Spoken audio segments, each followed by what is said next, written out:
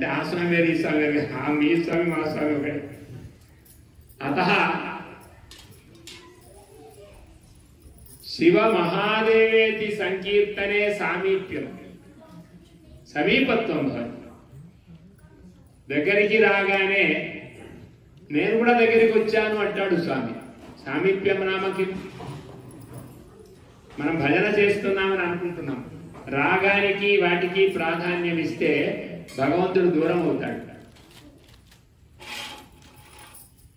కృష్ణ మా ఇంటికి రావని పాట పాడుతుంటాం అనుకోండి, అందరూ పాడుతూ ఉంటారు. ఇప్పుడు కూడా శంకర శివ శంకర శివ అని నేను చెప్పాను, మీరు అన్నారు. ఇది ఒక భజన అనుకుంటే, భజన అనుకుంటే భగవంతుడు దూరమే. కానీ భగవంతుడితో మాట్లాడుతున్నాను అనుకుంటే, ఇప్పుడు ఆ అర్థంతో ఒకసారి భావన చేయండి.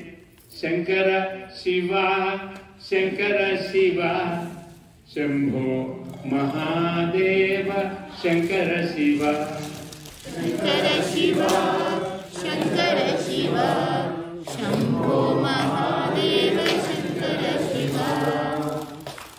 అలా పిలిచేటప్పటికీ ఆయనతో మాట్లాడుతున్నప్పుడు ఏమైపోయింది, మనం ఆయనతో మాట్లాడితే ఆయన కూడా మన దగ్గరికి వచ్చినట్టే కదా.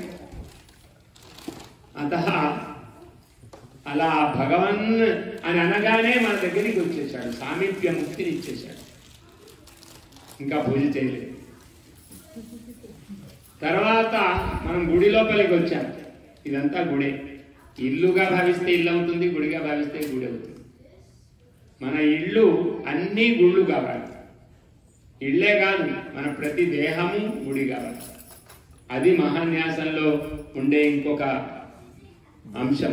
దేహో దేవాలయ ప్రోక్త జీవో దేవ సనాతన త్యజేద అజ్ఞాన నిర్మాల్యం సోహం భావేన పూజే. నువ్వు భయపడక బాబు, కింద కూర్చో. నాకు ఎదురుగుండా కూర్చుంటే నీకు వినపడి అవుతుంది, లేకపోతే నిన్ను నువ్వు సర్దుకోవడం అవుతుంది. ఇటువైపు చెయ్యి, ముఖం ఇటు చెయ్యి. అందరూ ఎటు చూస్తున్నారో చూడాలి.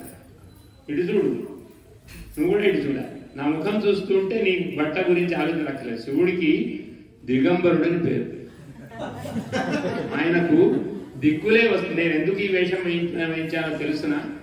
నీవు శివుడు కావాలి. వింటున్నావా? భాష వచ్చునా? తెలుగు అర్థమవుతుందా? కొంచెం కొంచెం.